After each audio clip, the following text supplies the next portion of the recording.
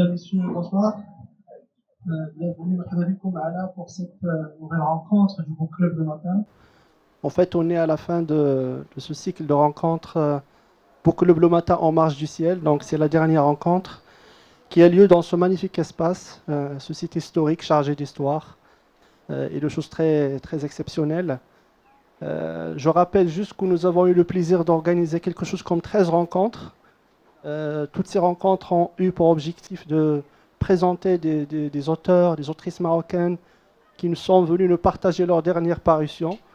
Nous croyons que le livre et la lecture, c'est un vecteur important pour le développement, pour l'amélioration de la condition humaine en général.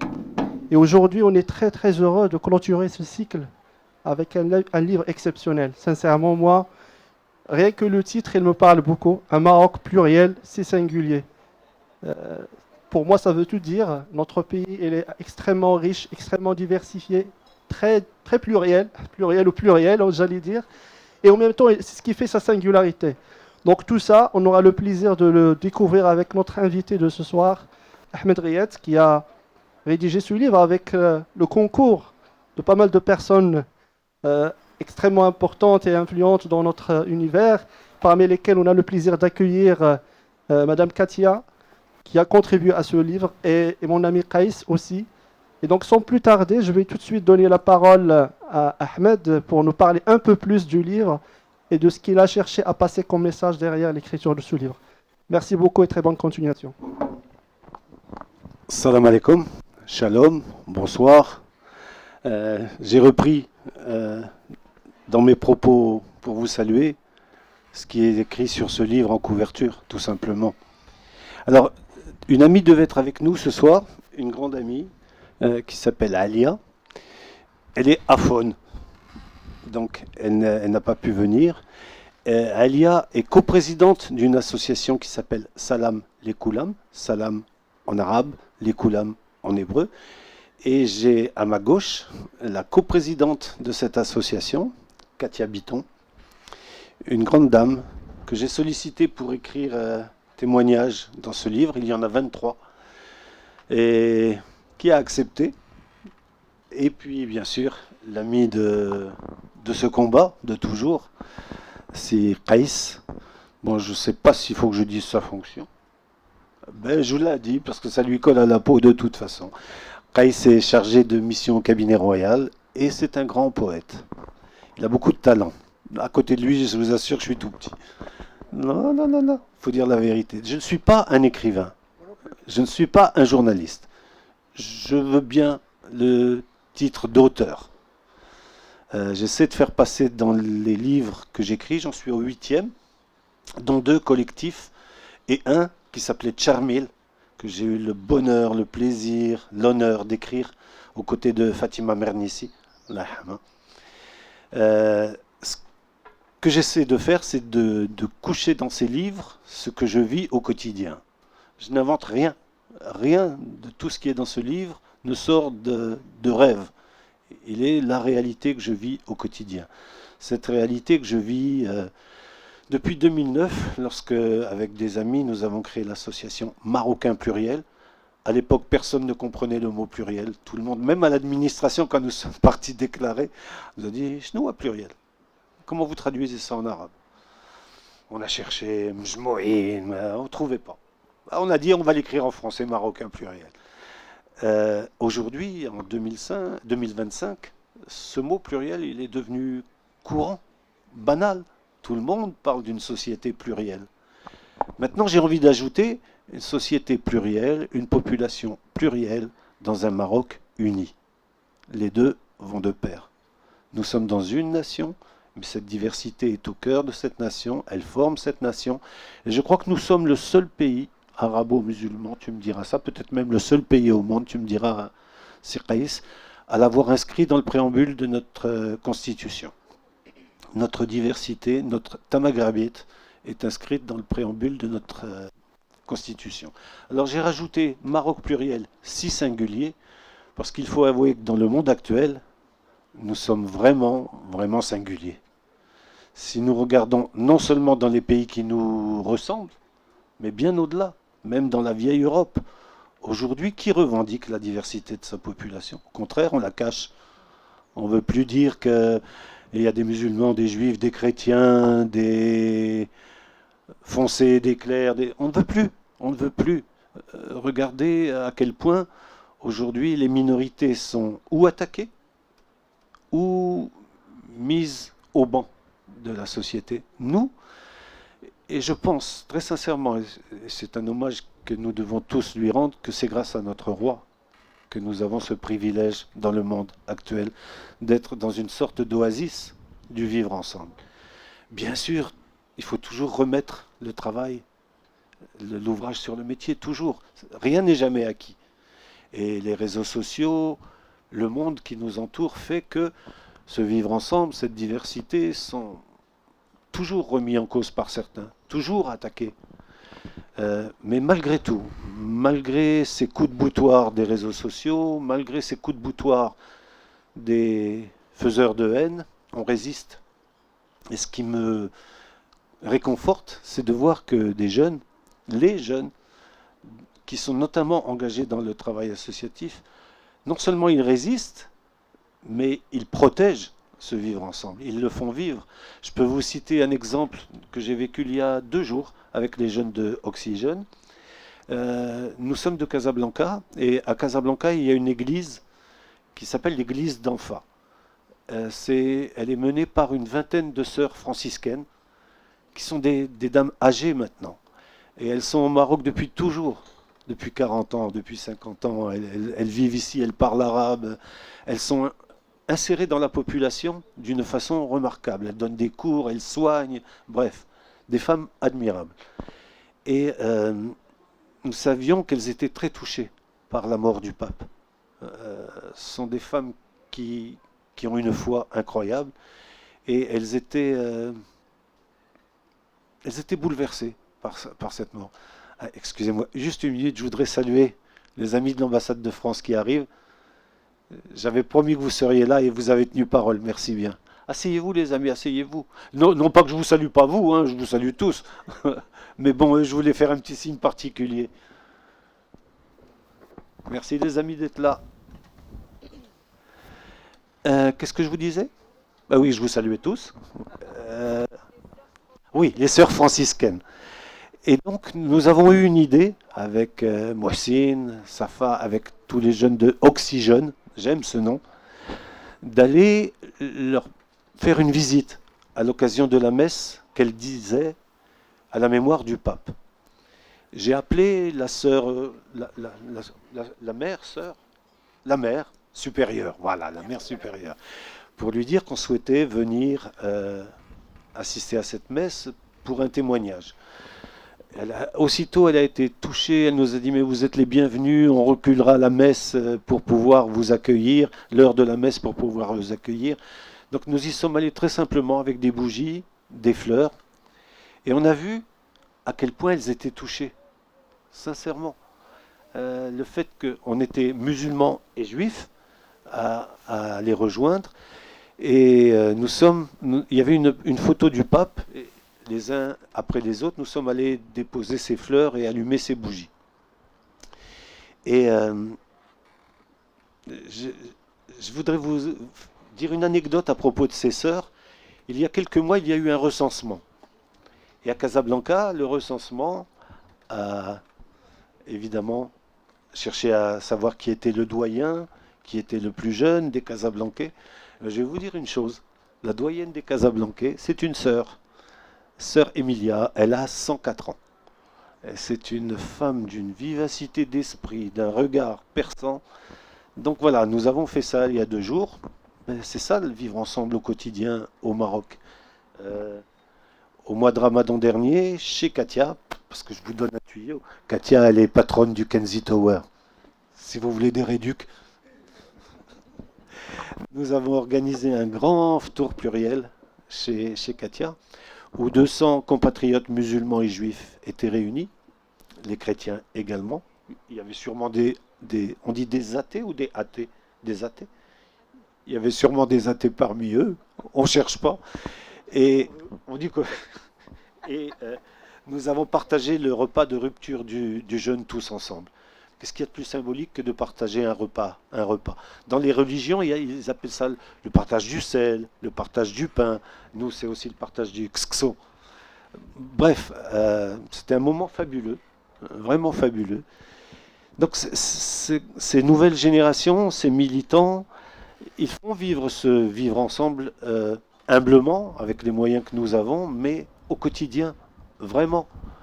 Euh, Puisque je suis à l'heure des anecdotes, je vais vous raconter une autre anecdote. Il n'est pas là, donc je peux en profiter. Il y a un de nos jeunes qui s'appelle Zacharia. Zach, on l'appelle. Très religieux, très pieux. Voilà, très pieux. Et il y a 2 ou 3 ans de ça, nous avions cherché à comment nous rapprocher des chrétiens, et notamment à Mohammedia, au moment de Noël. Et nous avions l'idée du sapin, nous avions l'idée de la bûche. Et nous, on aime manger. Donc on s'est dit, ah, la bûche. Au lieu d'appeler ça la bûche de Noël, on l'a appelé la bûche de la fraternité. Et nous, l'église de Mohammedia, les fidèles de l'église sont un peu européens et beaucoup subsahariens. Aujourd'hui, les églises du Maroc, elles sont remplies, le dimanche notamment, par les jeunes subsahariens. C'est eux qui font revivre la foi chrétienne ici au Maroc, et ils ont une façon festive de vivre leur religion. Donc nous avions l'idée d'aller partager cette bûche de la fraternité avec eux. Et Zacharia, je me souviens toujours, aujourd'hui il doit avoir 22-23 ans, il était gosse encore, il me dit Ahmed, نمشي معكم ولكن ندخل الكنيسة je serai plus musulman après. Comment ça, tu seras plus musulman? Il suffit que tu rentres dans une église pour perdre ta foi. Mais il l'a dit vraiment de façon naïve, spontanée, pas pour faire du cinéma. Et vraiment, il y croyait. Je lui ai dit, ben, accompagne-nous et tu verras si quand tu sors, tu es toujours musulman. Et il nous a accompagnés. Et non seulement quand il est sorti, il était toujours musulman, mais j'ai presque envie de vous dire, il était encore plus musulman. Avec quelque chose en plus. La tolérance, la cohabitation, la compréhension de l'autre. Il avait compris ce qu'était Noël pour eux, il avait compris ce que c'était... Bref, vous savez, il est sincèrement plus facile de s'aimer que de se faire la guerre. Or, nous sommes dans un monde de guerre, de violence, de haine, de larmes, de sang. Alhamdoulilah, préservons ce qui nous unit ici, cette façon de pouvoir se côtoyer, vivre ensemble, partager des repas, musulmans, chrétiens, juifs. C'est pas partout. C'est pas partout qu'on peut comme ça se retrouver paisiblement. Je crois à un mot, c'est fraternité. Il est écrit dans 3 langues ici sur la couverture du bouquin. J'y crois beaucoup. C'est ce qui nous sauvera. Je crois à fraternité et à spiritualité. Peut-être que spiritualité, c'est qu'un avis perso, est encore plus profond que religion. Il dépasse le simple cadre de la religion. Il élève l'esprit. Donc voilà ce que j'ai voulu essayer de faire passer comme message. Nous sommes dans un monde, un océan de violence. Nous sommes un îlot de fraternité. Préservons-le, encourageons-le. Sa Majesté a reçu en 2019 Sa Sainteté le Pape. Je me souviens toujours de ces images. Bien sûr, les images officielles, mais aussi l'image du pape avec la famille. Sa Majesté, ses frères, sœurs et enfants. Et je me dis, quelque part, il faut du courage dans le monde actuel pour faire de telles choses. Et je terminerai sur quelque chose de moins réjouissant, mais parce qu'il n'y a pas de raison que de le passer sous silence. Qaïs, Katia, moi-même, je suis sûr d'autres parmi vous, nous avons beaucoup d'admiration pour M. André Azoulay, marocain, c'est même ridicule de le dire, Souiri, il m'en voudrait de ne pas le dire, qui fait tant pour notre pays, qui fait tant pour le vivre ensemble, pour la diversité, et qui se retrouve la cible d'ignorants, merci pour le mot, qui se retrouve la cible injuste d'ignorants. C'est quelque chose qui m'a montré que vraiment, c'est pas pour moi que je dis ça, hein, mais vraiment, il faut écrire, il faut préserver, il faut transmettre des valeurs à nos jeunes. Peut-être avez-vous vu sur les réseaux sociaux il y a 2 jours le vandalisme dans le stade d'honneur de Casablanca qui vient d'être rénové, où des toilettes ont été vandalisées, c'est le mot juste, saccagées. Bien sûr, ça fait mal au cœur, et bien sûr, répression. Mais et si nous essayions de transmettre des valeurs à cette jeunesse? Et si, à côté de la répression, on pensait prévention, en amont, valeurs, éducation? Si on expliquait les choses, ce n'est pas une recette miracle, mais je crois à la parole, à la transmission et à la mémoire. Voilà, j'ai été long, sans Katia, sans Alia, donc j'ai la chance de pouvoir donner la parole à Katia et Kaïs. C'est même pas la question à poser. Voilà. Excuse-moi. Là, Katia, là j'ai un micro. Bonsoir à tous. Merci à tous d'être là et merci à Ahmed de m'avoir demandé de participer à ce livre. Je vous avoue que j'étais très impressionnée au début parce que je disais mais que veux-tu que je fasse, je n'ai pas ta plume, je ne suis pas écrivain, etc. Mais après, quand il m'a parlé de coucher sur papier un témoignage de mon enfance, je me suis dit, bon, mais bien sûr, évidemment. Alors, ce n'était pas un exercice facile, parce que moi, je suis née à Casablanca, et puis j'ai des années de souvenirs à Casablanca. Donc, ce n'était pas facile de trouver quelque chose que je puisse résumer en 2-3 pages, mais je l'ai fait et je l'ai articulé autour de nos fêtes religieuses respectives. Et surtout du respect que nous avions les uns des autres, du respect de nos traditions. J'aime à dire que nous étions et que nous sommes toujours les gardiens de nos traditions les uns les autres. Et voilà, je l'ai fait articuler autour de ça.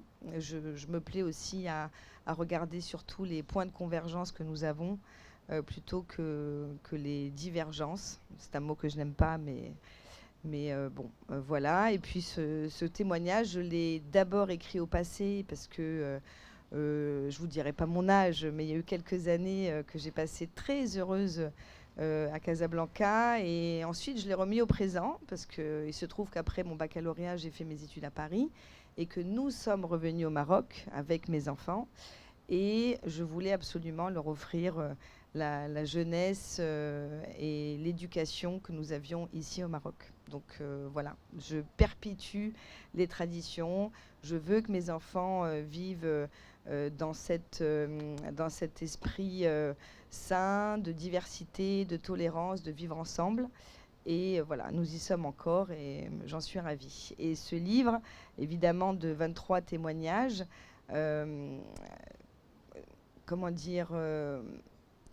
et de personnes d'horizons différents, de convictions religieuses différentes également.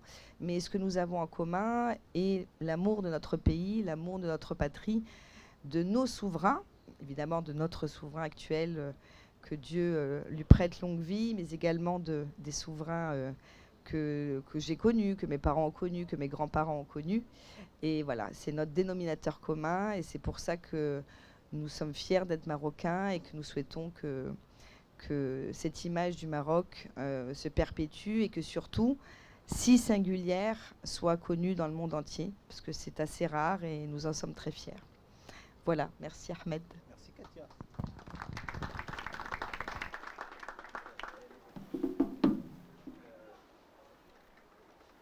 Non, tu montes. Tu l'avais monté ? Il est monté, mais voilà, je vais prendre celui-là. Merci Ahmed. J'aimerais avant tout rendre hommage à Ahmed parce que sans lui, on n'aurait jamais été réunis aujourd'hui autour de ce thème principal, autour de ce livre qui quelque part est un creuset de ce que nous sommes, de nos valeurs que nous partageons, des valeurs ancestrales qui nous sont propres. Ahmed, je l'ai connu depuis le départ, il n'a pas changé et il est sur un rythme vraiment constant. il défend bec et angle Satam Rabit, comme il l'a dit, et j'en suis ravi, parce qu'il porte ce qui est en moi, ce que moi je ne peux pas déployer sur le terrain. Lui, il a ce privilège, mais aussi cette force de le faire auprès des jeunes, auprès de tout le monde. Et merci de le faire en notre nom, tous et toutes, aujourd'hui présents. Merci Ahmed. C'est aussi un honneur pour moi quand il a fait appel à moi, il m'a dit est-ce que tu aimerais faire partie de cette aventure écrite. J'ai hésité au départ parce que c'est pas évident de parler d'un thème aussi profond, aussi chargé d'émotions. En quelques mots, il m'a dit il faut faire ça en 2-3 pages. Je dis c'est un peu compliqué. Surtout s'il faut faire un témoignage. Et je me suis dit tiens, je vais me prêter au jeu. J'ai réfléchi un petit peu. Et j'ai pensé que la meilleure manière, en tout cas, de le faire, c'est d'inventer une histoire qui me représente, de deux jeunes qui se retrouvent. Pourquoi deux jeunes? Parce que je suis convaincu que les jeunes restent sur ce que nous appelons le fitra. Le fitra, c'est l'instinct de la création, cette belle référence qui ne change pas tout au long de la vie, tout le long où on met vraiment des cadenas sur ce que nous avons été comme enfants. Ces enfants qui portent vraiment les valeurs que nous transmettons et qui sont d'une manière vierge, échangées d'une très belle manière. Alors c'est un enfant originaire de Tétouan, parce que moi aussi je suis originaire de Tétouan, il vient de Tétouan, il se retrouve à Souera sur la plage.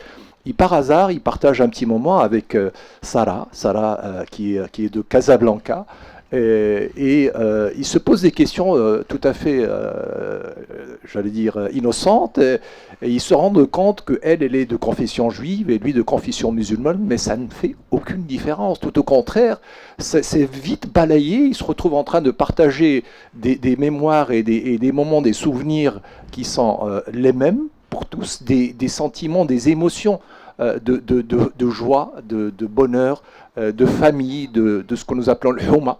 Des choses qui nous sont propres, nous les Marocains, et qui fait que à partir de ce moment-là, et pourquoi pas à Souera en particulier, parce que Souera porte bien ses valeurs, et ils sont devenus inséparables, et ils portent en eux ce que nous partageons aujourd'hui, ces belles valeurs du Maroc, des valeurs qui sont ancestrales, et ce sont justement ces valeurs qui m'ont poussé un jour à vouloir partager avec tout le monde ma poésie. Je suis probablement aujourd'hui poète, je suis rentré dans ce monde par une porte dérobée.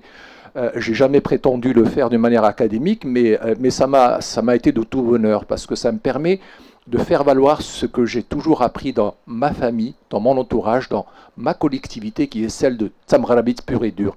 Ma poésie porte mes émotions, et ce que nous savons faire de mieux au Maroc, c'est partager nos émotions, rien de plus. Et le faire d'une manière humaine, humaniste, c'est ce que je prétends être aujourd'hui, c'est la plus belle des manières pour donner les leçons. Il faut être fier de donner les leçons aux autres, parce que les autres ont besoin de ce regard, entre guillemets, poétique, pour pouvoir interpeller le monde, un monde plein de crises technologiques, sociopolitiques, sociétales, tout ça.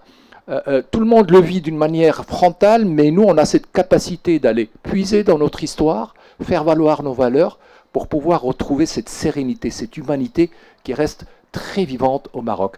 Merci Ahmed de m'avoir permis de l'écrire en quelques mots. Non, sincèrement, je te remercie, parce qu'il ne m'est pas donné toujours l'occasion de le faire dans un contexte partagé, et je ne peux rien dire de plus que je suis heureux, honoré de faire partie des gens que tu as invités pour faire ce livre, aujourd'hui témoin de ce que nous sommes. Merci.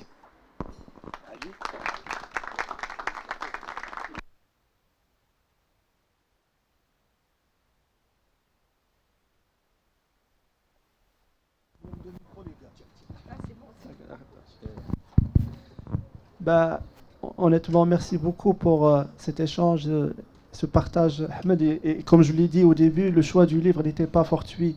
Pour moi, conclure cette série de rencontres Book Club sur un sujet qui nous touche tous, qui est Tsamrabit, comme tu as dit, Ahmed, c'est quelque chose de très important. Et justement, par rapport à cette Tsamrabit, j'ai envie de te poser une première question. Le fait de choisir d'écrire ce livre, déjà, est-ce que tu penses que cette pluralité qui fait notre aujourd'hui force et qui nous singularise quelque part n'est pas suffisamment valorisée dans l'espace public, dans les médias, d'une manière générale? Est-ce que c'était quelque part une sorte de motivation qui t'a poussé justement à écrire ce livre avec ce collectif d'intervenants? Tu as tout compris, Ali. Effectivement, c'est pas une critique vis-à-vis des médias, c'est un constat. Mais d'un autre côté, je sais pourquoi ils ont ce réflexe.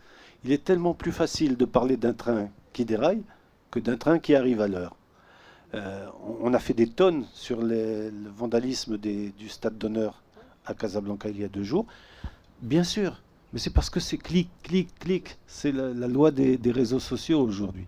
Par contre, montrer notre visite il y a 2 jours chez les sœurs franciscaines pour allumer des bougies à la mémoire du pape et autres, je vous assure qu'aucun média ne l'a répertorié. Aucun. Donc voilà, tout est dit. On parle que des trains qui arrivent en retard, c'est ça. J'aimerais juste dire un mot. Je suis tout à fait d'accord avec toi, Ahmed, à cette différence près. Que les clics disparaissent immédiatement, par contre, ce que tu fais reste pour l'histoire. Et c'est toute la différence. Et c'est pour ça qu'il faut continuer à le faire. L'histoire ne retient que les éléments fondamentaux qui tiennent les valeurs d'un peuple, des valeurs de l'humanité. Par contre, les clics, c'est de la consommation instantanée qui est faite pour passer à une autre consommation après. C'est toute la différence entre le bonheur et les plaisirs. Laisse les gens consommer le plaisir, construis ton bonheur. Voilà. Il est bien, hein. Mais en fait, oui, c'est ça. Parfois, je vois des jeunes qui passent des heures à préparer une activité. Ils y donnent leur cœur, ils y donnent leur force, ils y donnent leur sang. Et bien sûr, sur les réseaux sociaux, ils postent des vidéos, des photos. Et, alhamdoulilah, il y a du répondant.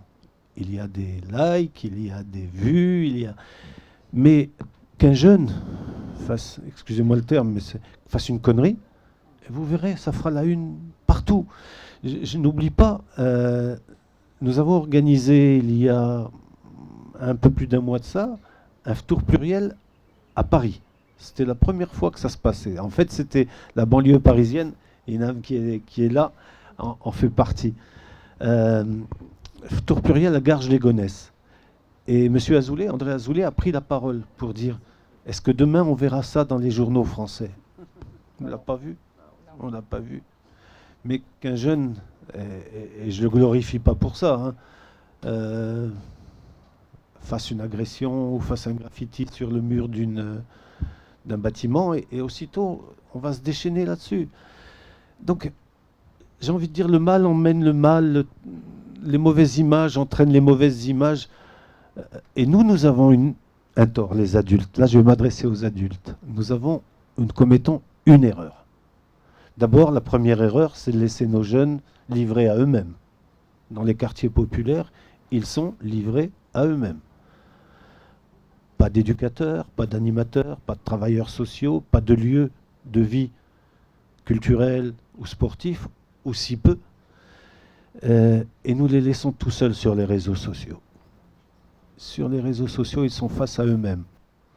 Et ça tourne en boucle, et ça tourne en boucle. Et à la limite, c'est pas à celui qui sera le meilleur leader, c'est à celui qui sera le meilleur dealer. C'est triste. Mais nous avons une responsabilité, parents, grands frères, grandes sœurs, intellectuels, c'est d'accompagner ces jeunes. Nous avons été accompagnés. Et nous devons un hommage à nos parents. Ici, il y a des Marocains de France, des Franco-Marocains. Il faut rendre hommage à cette génération actuelle. C'est la 4e, moi je suis de la 2e. Mais il faut rendre hommage à leurs parents. Quoi que soient les difficultés qu'ils aient vécues, dans un pays d'où ils ne connaissaient pas les codes, ni la langue, ils ont réussi à élever ces gosses. Ilyas, Inam, ils en ont fait ce qu'ils sont aujourd'hui. Des gens bien. Et les MRE de la première génération, on se moque d'eux. Rappelez-vous, quand on disait qu'ils venaient avec leur voiture chargée sur le toit, on se moque d'eux, alors qu'au contraire, il faut leur tirer un vrai coup de chapeau. Donc voilà. Une petite question peut-être avant de donner aussi la parole au public pour échanger avec nous. Il y a 23 personnes. Il y a 23 personnes auxquelles tu as demandé des contributions pour faire partie de cette belle aventure. J'allais te poser cette question. C'était quoi les critères?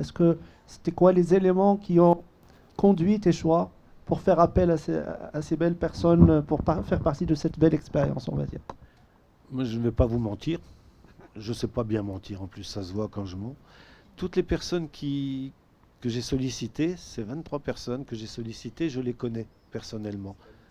Voilà, c'est l'amitié. C'est l'amitié et c'est parce que je sais qu'ils sont vrais. Je sais que j'ai fait appel souvent à eux pour des actions, pour des activités, pour nous apporter leur yiba. Comment on dit ça? Yiba, le charisme. Qu'ils nous apportent leur charisme. Quand Siqaïs vient participer à une de mes actions, je sais qu'il apporte son charisme. Quand André Azoulay... Oui, oui, bien sûr, c'est toujours un échange. Mais les jeunes ont besoin que des gens qu'ils voient à la télévision, que des gens dont ils savent qu'ils ont des fonctions prestigieuses, soient à leur côté. Il y a quelques jours, avec des amis de l'ambassade de France, nous avons organisé le Forum des jeunes leaders à Essaouira. Les jeunes étaient émerveillés de pouvoir côtoyer autant de personnalités qu'ils ont l'habitude de voir ou dans les journaux, ou à la télévision, ou d'entendre seulement parler l'ambassadeur de France, des personnes qui sont venues leur parler de leurs travaux, bref, des modèles. Même si le mot modèle peut paraître désuet, l'exemple est toujours nécessaire. Notre jeunesse et la jeunesse franco-marocaine et la jeunesse marocaine du monde a besoin d'images valorisantes. Elle a besoin de s'identifier à Walid Regragui, à Ashraf Hakimi et à d'autres, de savoir qu'on peut être né dans une cité de France ou dans un quartier populaire du Maroc et réussir. Je voudrais prendre l'exemple de Ilyas qui est planqué là-bas. Ilyas est diplomate à l'ambassade de France. Mais Ilyas est d'origine kabyle et il a grandi, comme moi, comme d'autres, dans des quartiers dont on dit qu'ils sont défavorisés. Certes, ils sont peut-être défavorisés, mais ils portent en eux quelque chose qu'on ne retrouve pas partout, la fraternité, la solidarité, l'entraide. Et moi, je suis fier de lui et j'aime bien dire qui il est et où il est aujourd'hui. Je l'appelle le wash-wash de l'ambassade. En dérision, bien sûr. Mais c'est parce que je sais que les jeunes qui l'ont rencontré, et c'est fabuleux de voir ça. Vous savez, un jeune, ça ne trompe pas. Où il accroche avec la personne, où il y va spontanément, sympathiquement, il tape dans le dos, il tutoie, ou il se recule. Ils ont un instinct, ces jeunes, qui est quelque chose d'inné, qu'on perd peut-être avec l'âge adulte. On n'est plus diplomate. Eux, ils sont comme ça, ils donnent leur amitié, et je vais vous dire une chose, si vous saviez comme il est difficile de gagner la confiance de la jeunesse. Waouh! Waouh! Et lorsqu'on a cette confiance, de ne pas la perdre. Ne jamais mentir, ne jamais faire de promesses qu'on ne pourra pas tenir. Faire rêver, oui, mais des rêves accessibles. Voilà, si allez. Merci beaucoup Ahmed. En tout cas, j'étais en train de feuilleter le livre. Cette diversité du Maroc, on la trouve vraiment ici à travers les différents témoignages. On a un imam de Zawiya, un archevêque, un pape, un poète, un patron d'entreprise. Vraiment, cette diversité. Donc, vraiment, cette diversité est extraordinaire et on la touche à travers ce livre qu'on a entre les mains. Donc, voilà, la parole est à vous, chère assistance. Donc, si vous avez des questions à poser, n'hésitez pas. J'espère que vous en avez. Je ne suis pas venu là pour parler tout seul. Avec mes amis. Bonsoir. Vous savez qui est ce monsieur? Je l'ai découvert il y a peu de temps. J'ai voulu marquer le coup. C'est un talentueux jeune homme. Il va vous dire ce qu'il fait. Oui, un grand artiste et qui fait vivre la diversité, la tamagrabite à travers son art. On dit un musicologue? Ethnomusicologue. On dit un musicologue, mais moi je suis ethnomusicologue. Dis-nous. Ouais. Permettez-moi tout d'abord de vous féliciter tous, de vous remercier. Je ne suis pas aussi beau parleur que si Ahmed Riyad ou encore moins que notre poète Siqaïs. En tout cas, moi je suis... Je pense qu'il y a un petit problème, ça coupe. Ouais, je dois avancer. Ok. Ça va mieux comme ça? Voilà. Je pense qu'avec les retours, ça fait. Ouais. Donc, du coup, je donne ça. Hein? Non, je vais me mettre là. Comme chez toi. Donc, oui, il fait plus frais ici. Donc oui, je suis pas aussi bon parleur que vous, mais je suis très inspiré par vous et c'est pour ça que je suis là. Je suis venu spécialement pour vous rendre hommage à Si Ahmed, à Si Qais, mais à vous aussi. Merci à vous d'être là et pour surtout témoigner de cette grande diversité que nous, on vit de toute façon. On ne se pose même pas la question, on la vit à travers la musique. Alors moi, je suis ethnomusicologue, donc c'est de l'anthropologie de la musique. La différence entre musicologie et ethnomusicologie, c'est que bon, c'est musique et ethnologie. Donc la musicologie, c'est vraiment beaucoup technique, très très musicologique, très musical. Donc, l'ethnomusicologie, c'est plutôt le travail sur la transmission orale, la diversité. Et donc, moi, j'ai travaillé sur la musique andalouse au XXe siècle, donc transmission orale, identité culturelle. Et en fait, c'est quelque chose de magnifique ce que j'ai retrouvé comme source et comme information en travaillant sur ce thème. Ça m'a pris quand même 10 ans.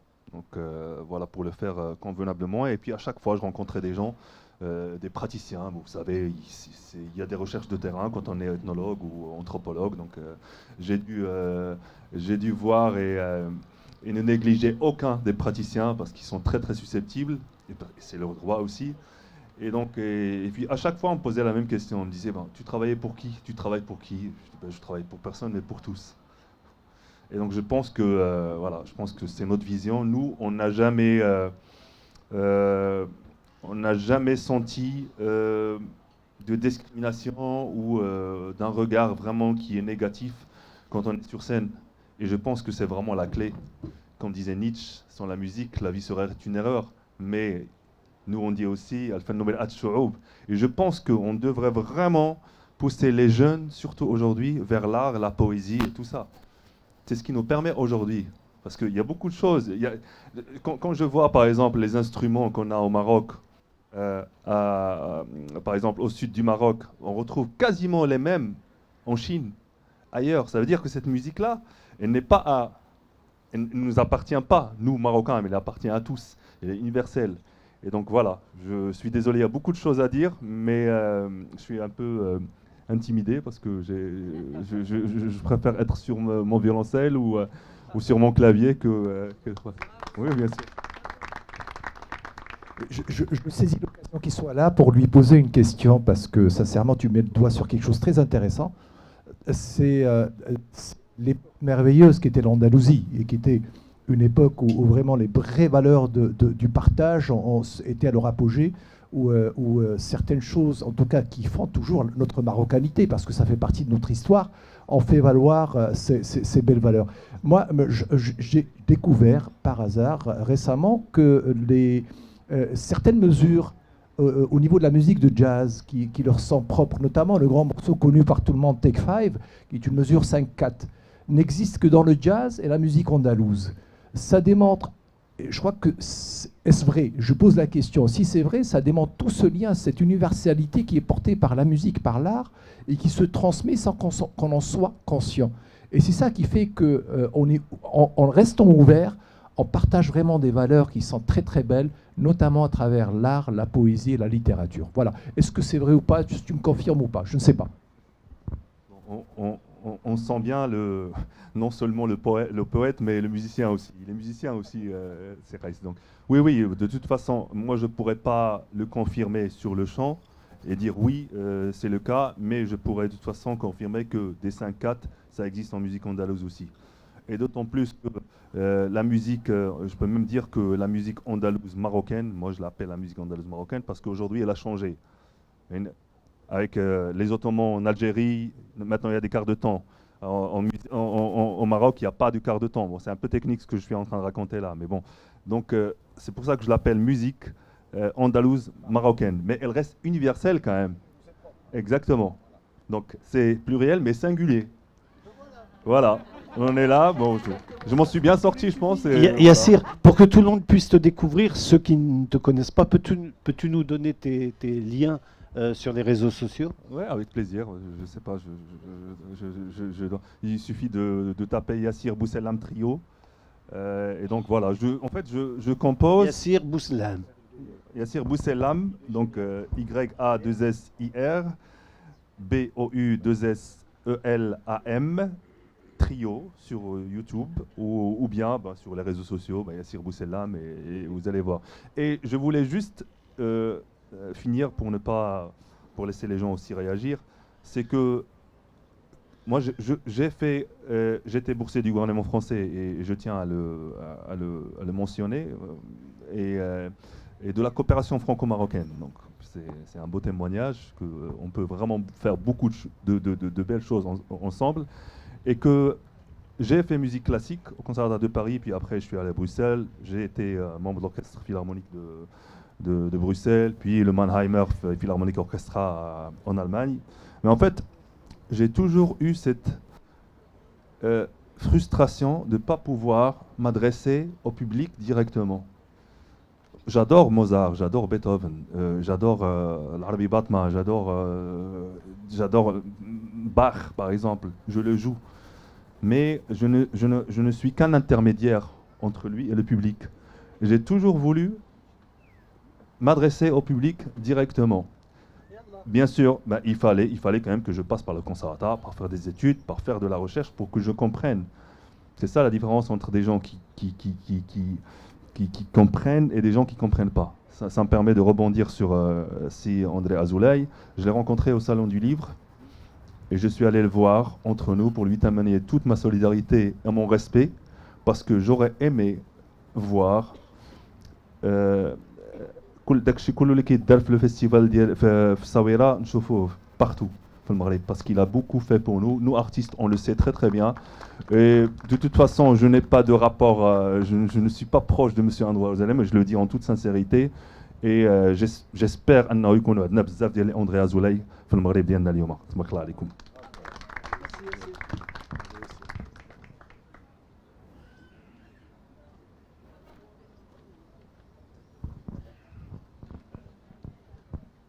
Merci. Je tiens vraiment à saluer cette initiative du Book Club pour cette conférence en premier lieu, parce que c'est à travers le Book Club que j'ai connu cette conférence en marge du Salon du Livre. Merci et je salue l'initiative de ce livre pluriel. Ça devrait être, enfin ça commence par Maroc pluriel, mais ça devrait être monde pluriel. Et d'où ma question, je vais être brève.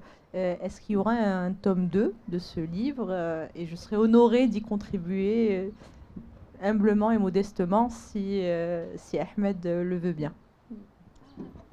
Moi, je suis toujours ouvert aux contributions. Vous savez, écrire un livre, c'est plusieurs étapes. C'est l'idée, puis c'est la crainte, de dire écrire, ça va intéresser qui? Au Maroc particulièrement. Puis c'est convaincre l'éditrice, dans mon cas c'est une éditrice, Leila Chaouni, des éditions de Fenech, une femme formidable. Après tout, elle a pris le risque de ce livre dans le contexte actuel. Il n'était pas évident que ça plaise à tout le monde, et d'ailleurs ça ne doit pas plaire à tout le monde. Mais elle a dit banco, on le publie, donc il y a l'écrire, le relire. Il n'y a rien de l'IA là-dedans, rien. Tout est de mon intelligence non artificielle. L'écrire, le relire, douter, faire appel aux amis. Les amis en général, peut-être un jour, laisse-moi réfléchir, mais ils viennent. Et puis ensuite trouver son public. Bon, j'ai vu qu'elle a mis un prix sympa, mais la vie est chère. Et tout le monde ne peut pas mettre 70 dirhams dans un bouquin. Donc, il y a toutes ces étapes. Et puis, il y a l'étape personnelle, parce que quand même, il y a 23 témoignages, mais je peux vous dire que j'ai écrit toute la première partie et je me suis vraiment creusé la tête pour l'écrire. Est-ce que je peux employer tel mot? Est-ce que je peux dire ça? Est-ce que ça va pas choquer ci? Est-ce que ça va pas choquer ça? Mais un tome 2, pourquoi pas? Pourquoi pas? Au contraire. Là, sincèrement, j'ai fait appel à des personnes que je connais, que j'aime, à qui je suis lié par la fraternité. Mais je ne vous cacherai pas que les plus difficiles à convaincre ont été les religieux, des 3 religions. Difficile de convaincre l'imam de la Zawiya, Ahmed. Ben oui, on a besoin que les religieux s'expriment aussi en dehors de leur prêche. J'ai demandé à un prêtre qui s'appelle frère José Luis Navarro, qui est dans un monastère à Midelt et qui a recueilli comment on dit, c'est pas un prêtre, qui a recueilli le moine qui est resté survivant de ce qui s'est passé à Tibérine. Vous savez, les moines qui ont été assassinés en Algérie. L'un est resté vivant, il s'est réfugié ici à Midelt. Et c'était difficile de le convaincre d'écrire. Et il avait reçu à Midelt, il y a 5 ans de ça, quand le pape est venu, le pape y était allé pour saluer justement ce moine de Tibérine qui était survivant. Pas facile de convaincre l'archevêque de Rabat, cardinal, qui est en ce moment à Rome, puisqu'il est cardinal et qu'il a le droit de vote. Il va donc participer aux élections du nouveau pape. Qui est-ce qui a été difficile? Ah ouf, le rabbin Sebag. Le rabbin Sebag, c'est un monument. C'est Wild Swear, mais qui parle d'Arija, le Marocain, quoi, et qui exerce à la synagogue Neve Shalom de Casablanca. Il a une école. Il est comme certains dans la religion musulmane. Et d'ailleurs, quand je l'invite à venir à une activité, il me dit toujours, s'il n'y a pas de femme qui chante. Je lui dis pourquoi? Mais s'il y a une femme qui chante, je ne viens pas.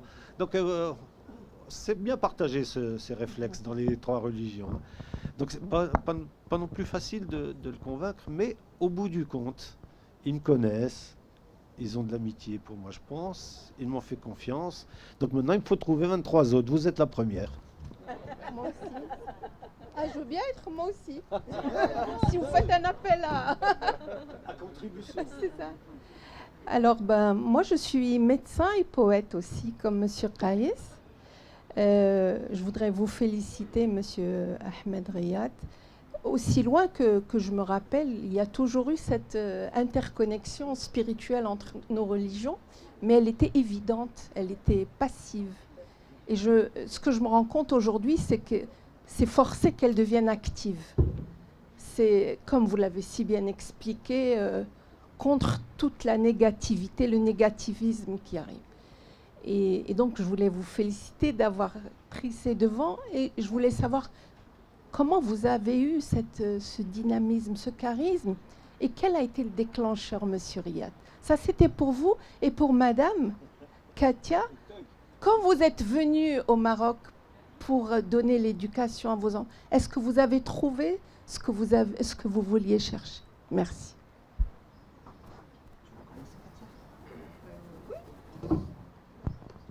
Alors, quand je suis revenue. Oui, revenue. D'ailleurs, pourquoi j'insiste? Parce que alors moi, j'ai le problème inverse. C'est-à-dire qu'en fait, et c'est un peu notifié dans mon texte, voilà, blonde aux yeux bleus qui s'appelle Katia, c'est très difficile de convaincre les gens que j'ai une carte nationale. Donc, et c'est un peu le cas de mes amis qui sont peut-être musulmans en France et qui sont nés en France et qui ont du mal à revendiquer le fait qu'ils soient français. Enfin bon, voilà, moi j'ai l'effet inverse. Donc oui, quand je suis revenue, et oui, en effet, alors il faut savoir aussi dans la spécificité du Maroc, il y a une école à Casablanca où sont mes enfants, qui est mixte, juif et musulman. Ouais. Alors moi j'ai fait Molière, lycée Lyoté, etc. Mais mon mari était dans cette école-là quand il était plus jeune. Et en fait, ce qui est fabuleux, c'est qu'en fait, les classes sont mixtes. Ils apprennent l'hébreu, ils apprennent l'arabe. les différentes traditions. Ils ont les mêmes vacances, donc des fois c'est pour l'Aïd, des fois c'est pour les fêtes de Pessah. Et je pense que et ça a toujours existé, hein, en fait. C'est juste que moi, j'y suis pas allée, donc j'ai beaucoup de plaisir à avoir inscrit mes 3 enfants. Et moi, je pense que c'est unique au monde, déjà. Et puis, c'est un vrai petit laboratoire de personnes saines d'esprit, bienveillantes, et qui vont certainement continuer comme ça à prôner cette diversité. Donc oui, en effet, je ne regrette pas. Alors, bien sûr, il fait beau, il y a le soleil, l'environnement du Maroc est splendide, la mentalité est splendide. Et puis, autour de cette tolérance, cette diversité, on y a trouvé notre compte aussi. Exactement comme l'enfance que mon mari et moi avions eue. Voilà. Et autre chose aussi que vous aviez bien mentionné, vous avez parlé de quelque chose d'évident, de cette, de cette proximité qu'on a toujours eue, cette tradition en commun, cette histoire en commun que nous avons.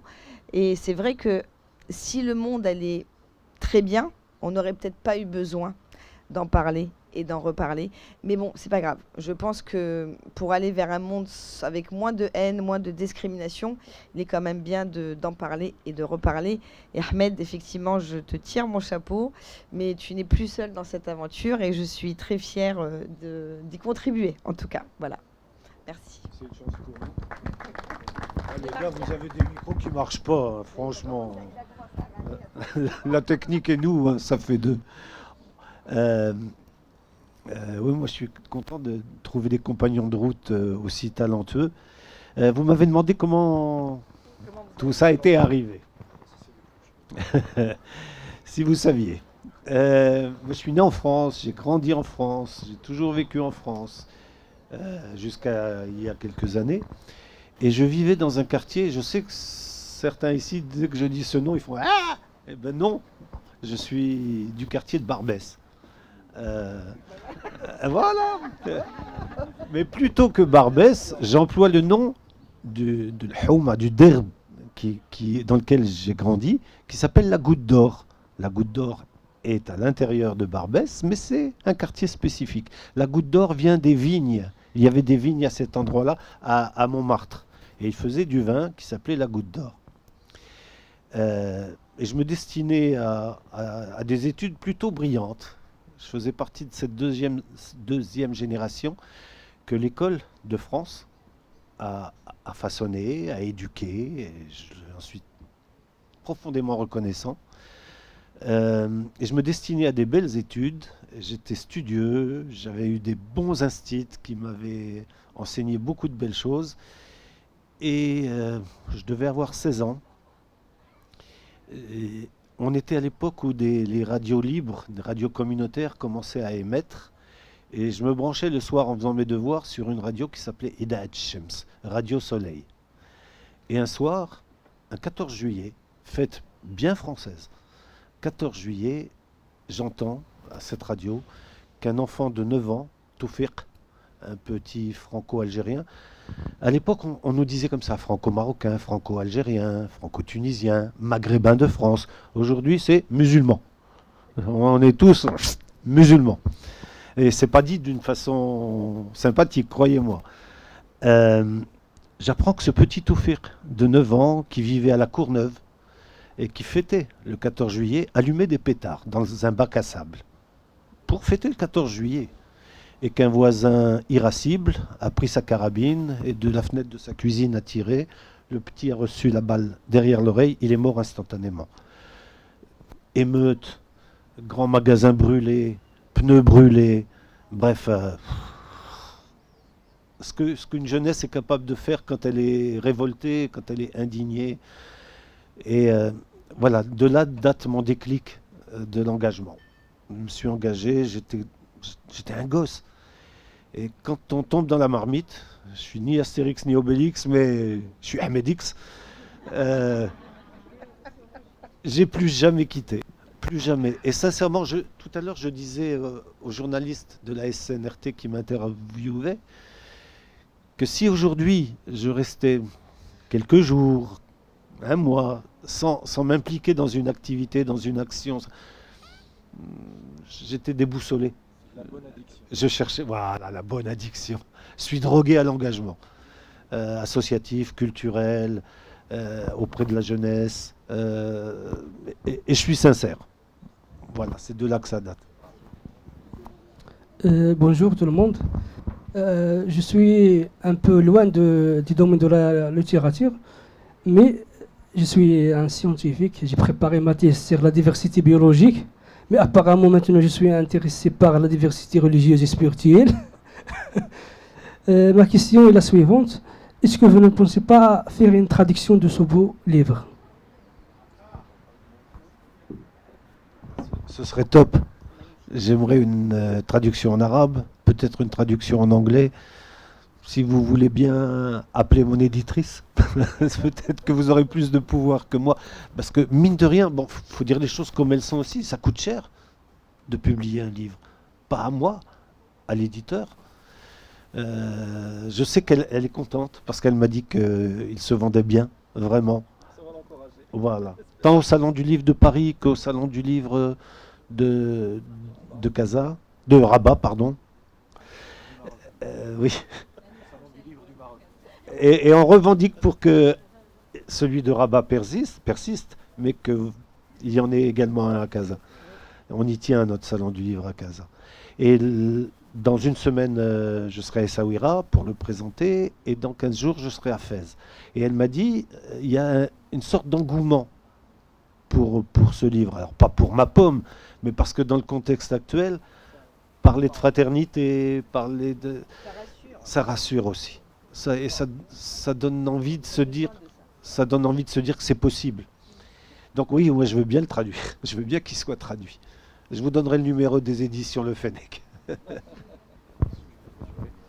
J'aimerais juste revenir sur un petit point, si vous le permettez. Madame, vous avez fait tout à l'heure allusion à ces liens entre les religions. Et moi, je me rappelle un moment assez particulier, parmi les premières rencontres qu'organisait Ahmed. Il m'avait invité à une rencontre à Casa, où on était avec notre ami Driss Jaydan et tout. Et ce jour en particulier, c'est incroyable, hein, Providence fait des choses merveilleuses. Ce jour en particulier était la fête l'Isra al-Mi'raj, l'Ascension. Et j'ai trouvé l'instant très, très, très particulier et très indicateur, parce que l'ascension du prophète sallallahu alayhi wa sallam est une très belle démonstration des liens entre toutes les religions. Parce que le prophète, pour faire toute cette ascension, a dû saluer tous les prophètes qui ont existé, y compris Moïse, Jésus, Salomon, David, comme s'il devait avoir la permission de tous ses représentants religieux pour pouvoir accéder à l'état suprême qui est Sidratul Muntaha, qui est le lieu où il a rencontré l'unicité. Donc cette diversité est un chemin obligatoire pour atteindre l'unicité, et sans ces liens entre ces différentes religions, ces différentes formes d'expression religieuse de divinité, aucune unicité n'est permise. Voilà, je voudrais juste faire cette allusion. Merci, et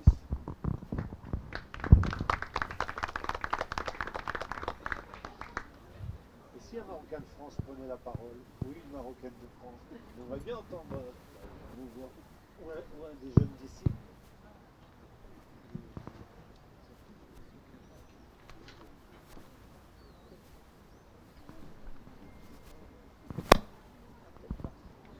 Bonsoir, je me présente, je m'appelle Huneida Rouli, je suis la sœur de Alia Rouli.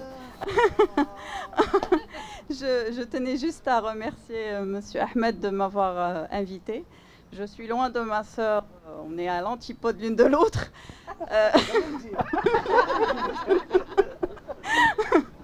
D'ailleurs, c'est moi qui...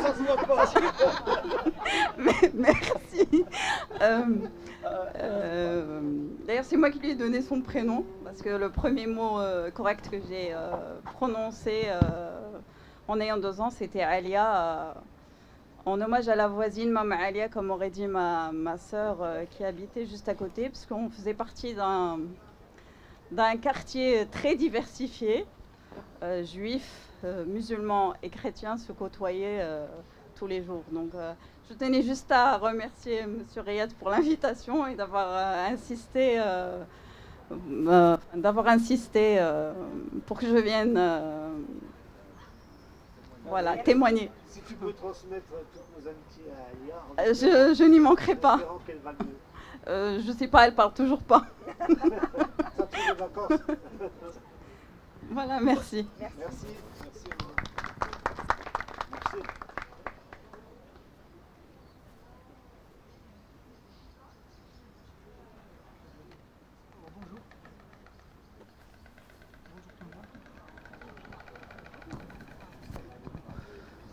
Bonjour tout le monde. J'aimerais bien vous remercier pour cette soirée.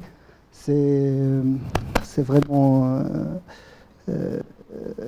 formidable d'être ici parmi vous. Moi, personnellement, j'ai pas de questions, mais j'aimerais bien faire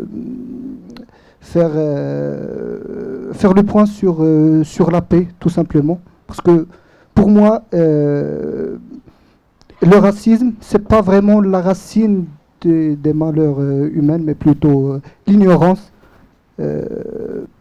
Tout le monde, il y a des personnes qui font des conflits au nom des religions, alors que ça marche pas. Alors, comme je disais, qu'il y a des personnes qui font vraiment des malheurs à cause au nom de la religion, alors que pour moi, il n'y a aucune religion qui dit qu'il faut tuer telle personne. C'est juste l'ignorance. Alors, ces personnes-là, ils jouent sur cette ignorance-là pour faire valoir leur intérêt, voilà, ou bien leur intérêt personnel, que ce soit politique ou bien s'ils veulent de l'argent contre ça. Donc,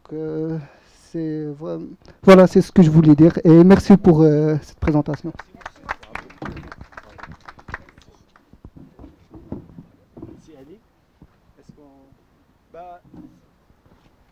Donc, s'il n'y a pas d'autres questions, on peut passer à la séance de dédicace. Donc, le livre il est juste à votre disposition. Profitons de la présence de notre ami Ahmed, justement, pour la séance de dédicace. Et merci encore une fois.